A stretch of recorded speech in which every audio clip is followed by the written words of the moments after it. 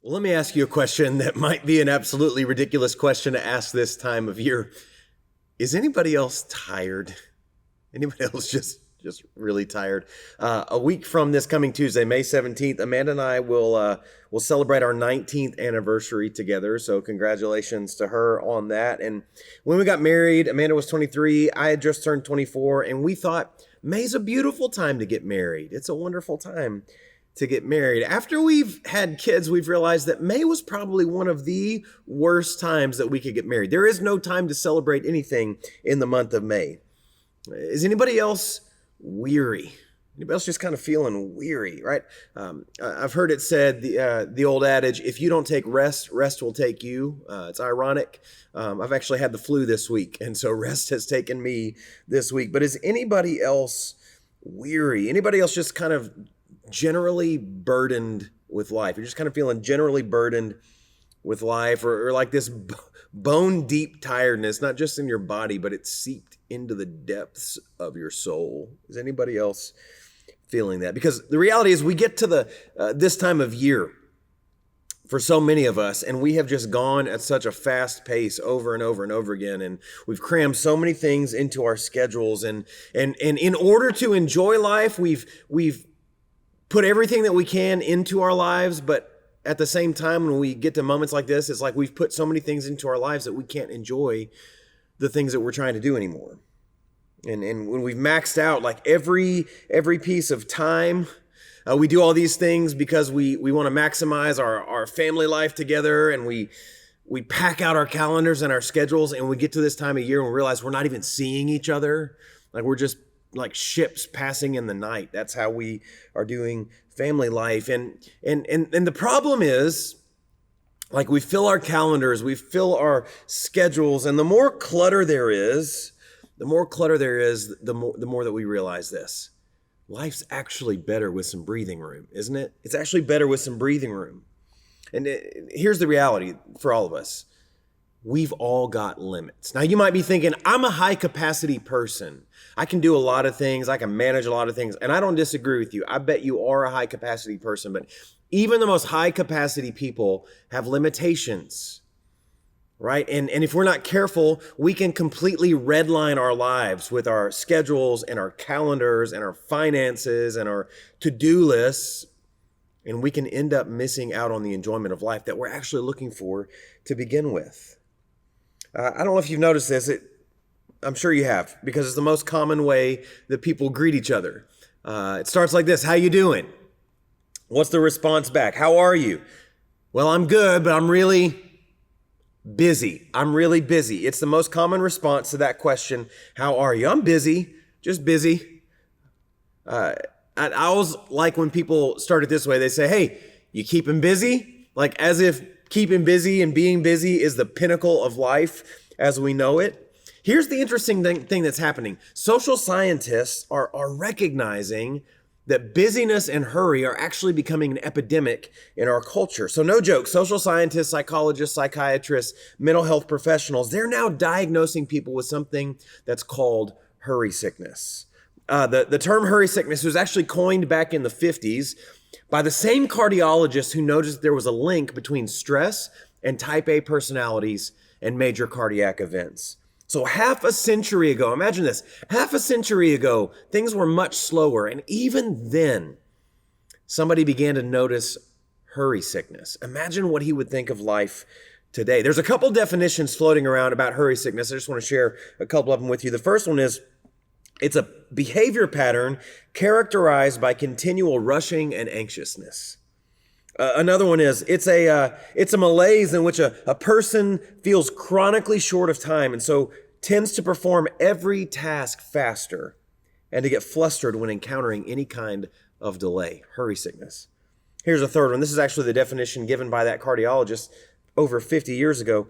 He said, hurry sickness is a continuous struggle, an unremitting attempt to accomplish or achieve more and more things or participate in more and more events in less time. Therapists today offer 3 symptoms of hurry sickness. These are 3 of the most common symptoms of hurry sickness. See if any of these sound familiar or describe any of you. Number 1, You move from one checkout line to the other because you think that another line might be faster. That's a symptom of hurry sickness. Number 2, when you're approaching a stoplight, you look at the number of cars in front of you and you choose the lane based on which one you think will get you away from the light faster. Number 3, hurry sickness. You multitask so much that you begin to forget one of the tasks or more of the tasks. You multitask so many things that you forget at least one of the tasks. Does that relate to anybody? I mean, everybody is busy. I think we could all raise our hands on one or more of those things. I mean, when people ask you, how are you? You hear that same response. It's across class, it's across race, it's across gender, age. Professionals are busy. Retired people are busy. Students are busy. Single people are busy. Young couples are busy. People with young kids or kids in school at all are busy. Everybody's busy. Now, there are a few different types of busyness, and I think it's important to point this out. There are a couple different types of busyness. The first type of busyness is that you just have a lot to do.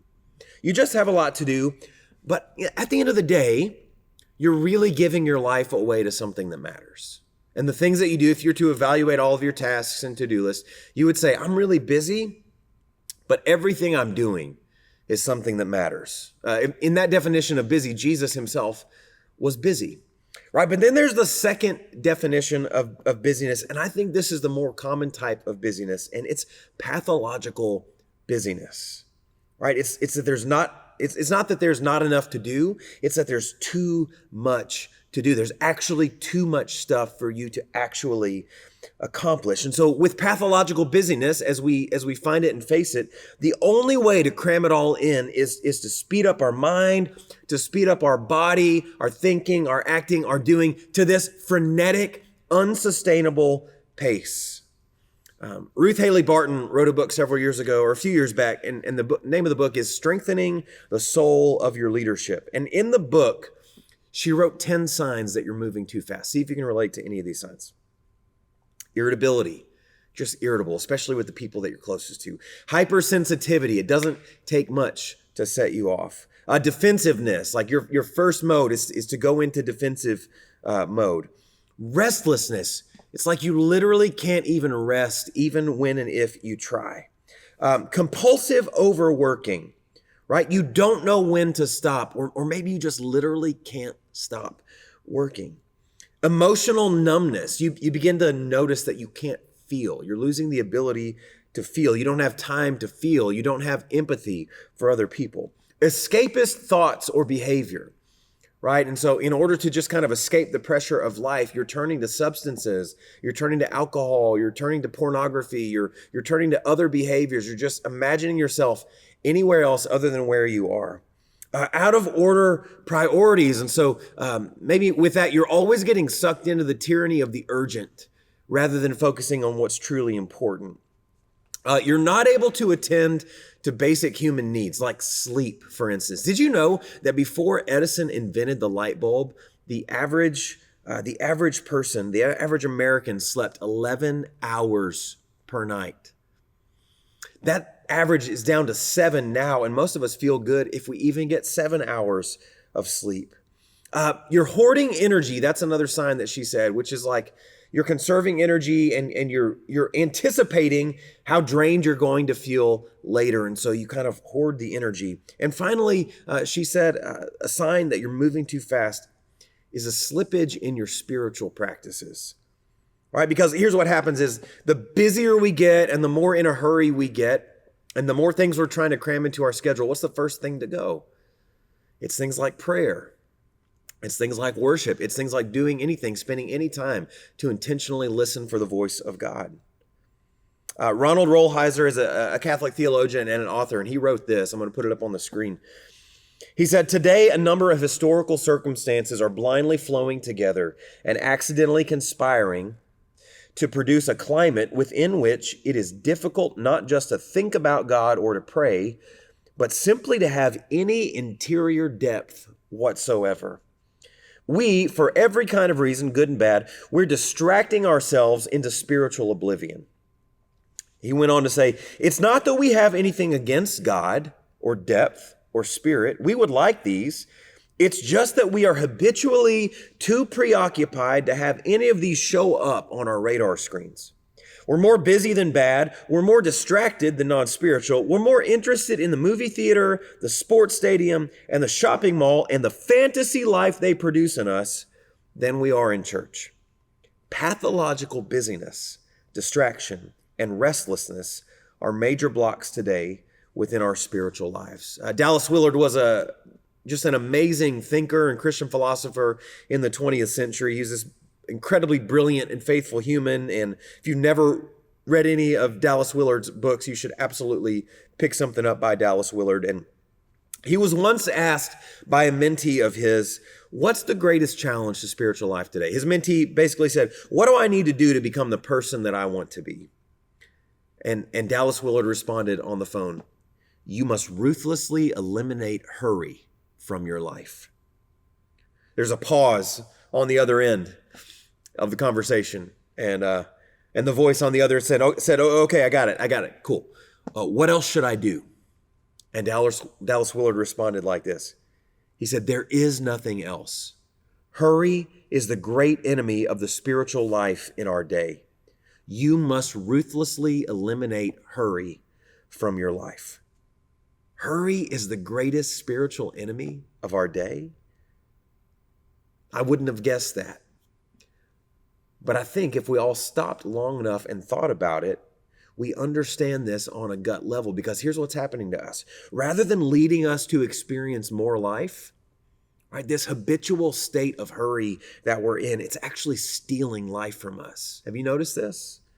And so we're going to be spending today and the next few weeks talking about this topic, the ruthless elimination of hurry. What would it look like? Here's the question I want to ask us.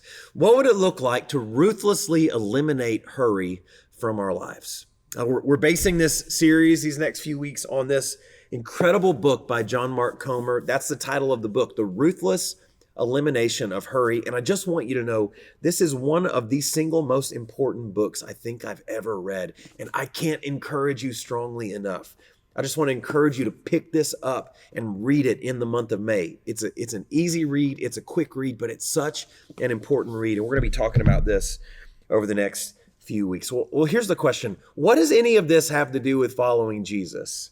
Right? You're probably thinking, hey, thank you so much today for your TED Talk on hurry. We thought we were coming to church today. You have anything else that you might say to us?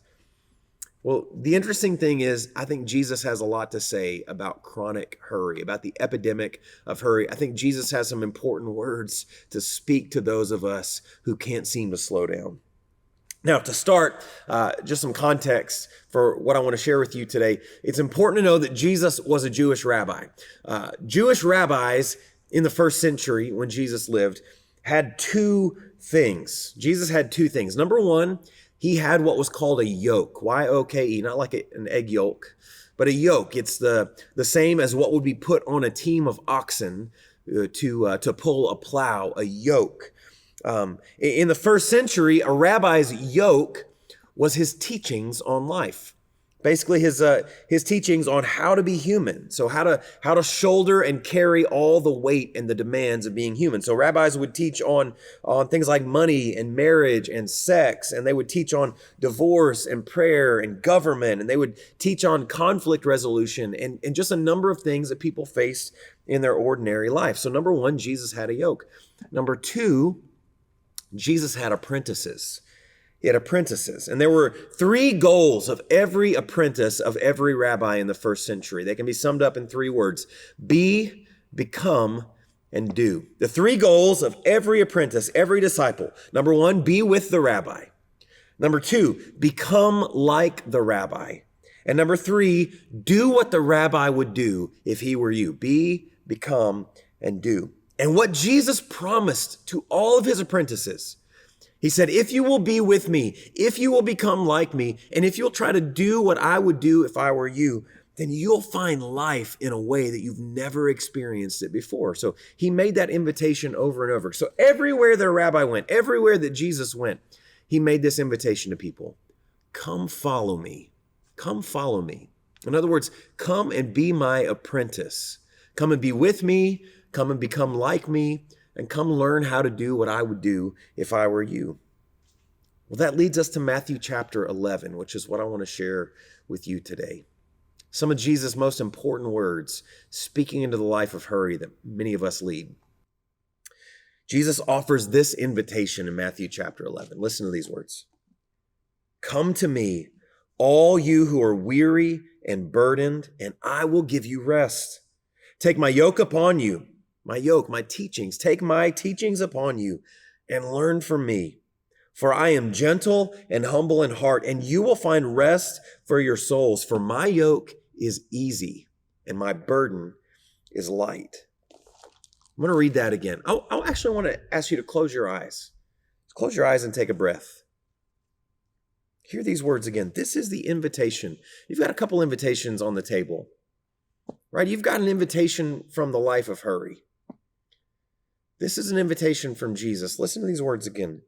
Come to me, all you who are weary and burdened, and I will give you rest. Take my yoke upon you and learn from me, for I am gentle and humble in heart, and you will find rest for your souls. For my yoke is easy and my burden is light. Listen again. I want to read this one more time from a different, this is the Message translation, Eugene Peterson. Listen to these words again. Keep your eyes closed. Take a deep breath. Listen to this invitation from Jesus. Are you tired, worn out, burned out on religion? Come to me. Get away with me and you'll recover your life. I'll show you how to take a real rest. Walk with me and work with me. Watch how I do it. Learn the unforced rhythms of grace. I won't lay anything heavy or ill-fitting on you. Keep company with me and you'll learn to live freely and lightly. That's the life that Jesus offers. Doesn't that sound good? Does that sound good to anybody else? So why is it that we don't have that as followers of Jesus? Why is it that so many followers of Jesus would say, I'm a follower of Jesus and I'm tired and I'm weary and I'm worn out and I'm burned out? Why is that? It's because there's a difference between the life of Jesus and the lifestyle of Jesus. Here's what John Mark Comer says in his book. He says this really simply. If you want to experience the life of Jesus, you have to adopt the lifestyle of Jesus. If you want to experience the life of Jesus, you have to adopt the lifestyle of Jesus.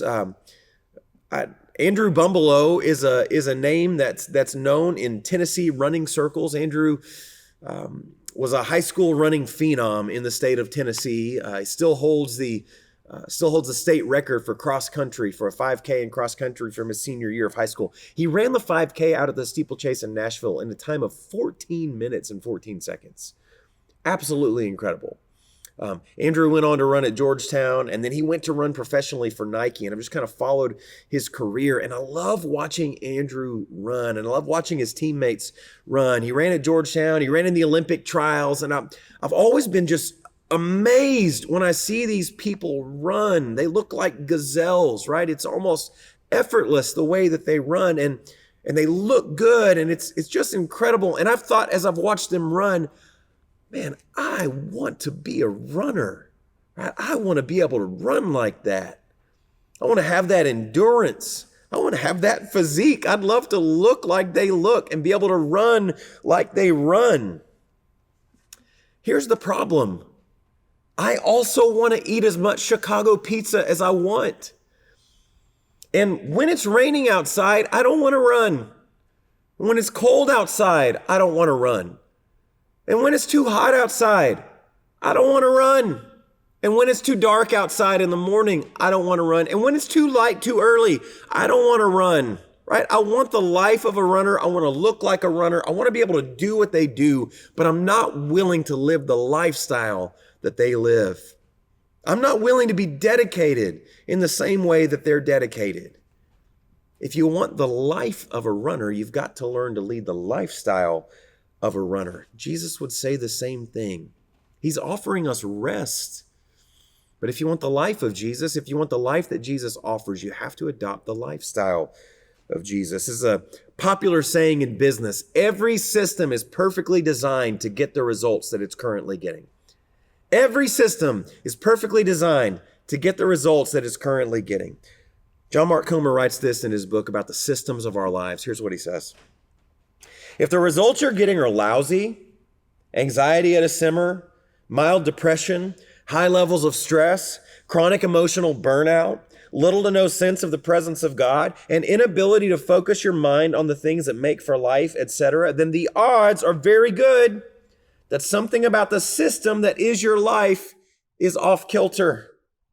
The way you've organized your morning or evening routine, your schedule, your budget, your relationship to your phone, how you manage your resources of time, money, and attention, etc. Something is out of whack. Something is out of whack. Do you remember the first few weeks of the shutdown in 2020? March of 2020. I'm talking about like before we felt trapped in our own homes and before some of us felt like we'd suddenly become homeschool teachers with no training and before we came to grips with just how much our partners snored or how loudly our family chewed their food. I'm just talking about the first few weeks, the first 3 weeks, 4 weeks when everything was suddenly canceled. No outings, no end of year parties, no games, no practices, no out of town meetings. It was just cleared calendars. And maybe the chance to slow down for a second and breathe. Does anybody remember that?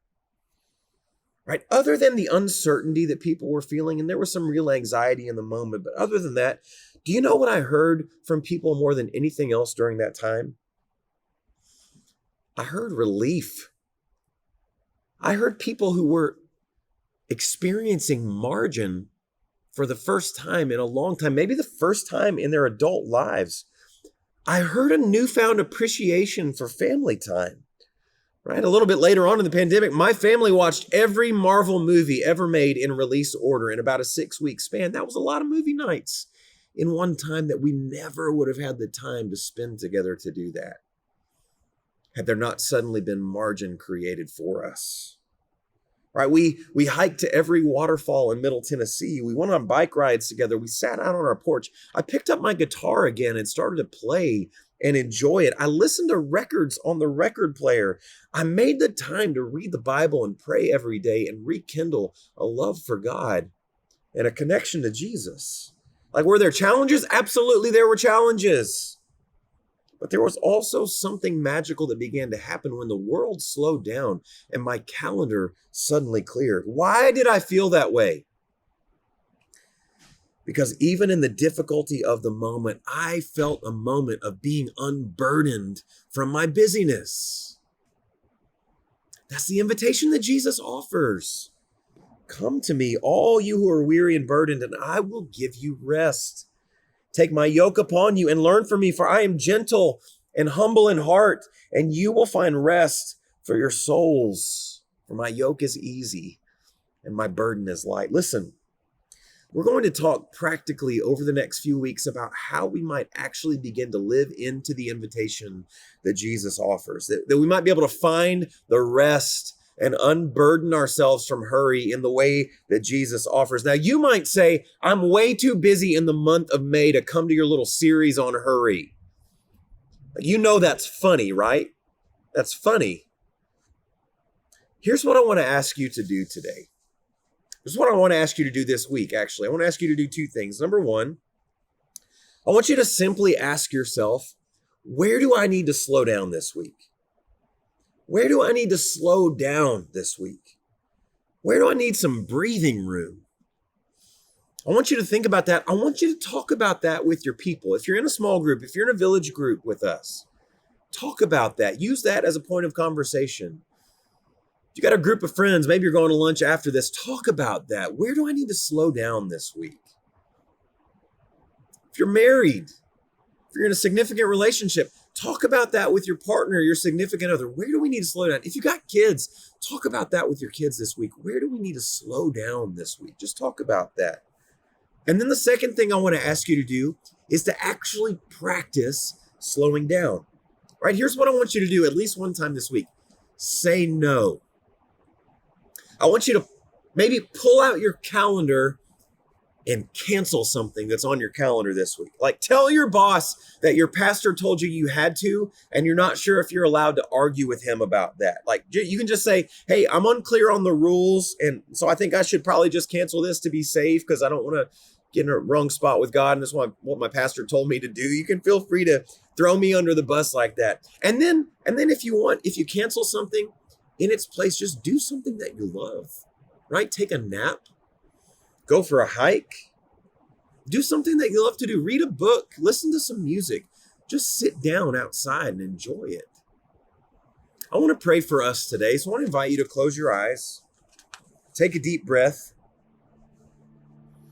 and I want to read you this invitation from Jesus one more time. Are you tired, worn out, burned out on religion? Come to me. Get away with me and you'll recover your life. I'll show you how to take a real rest. Walk with me and work with me. Watch how I do it. Learn the unforced rhythms of grace. I won't lay anything heavy or ill-fitting on you. Keep company with me and you'll learn to live freely and lightly. Jesus, we thank you today that you don't call us into a life of hectic, chronic busyness. That's not what you want for us.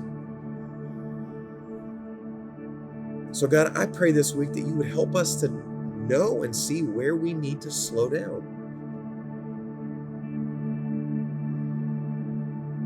God, I pray that there might be a moment this week for us where we can step into some rest that you offer us. God, I pray that you give us the courage to do that. I pray that you'd give us the courage to cancel something. I pray that you'd give us the insight this week to say no. I pray that you'd lead us and guide us to grab hold of your invitation, that we might experience life instead of hurry. So God, we thank you for Jesus. Pray that he'd lead us and guide us in all things. We pray these things in his name. Amen.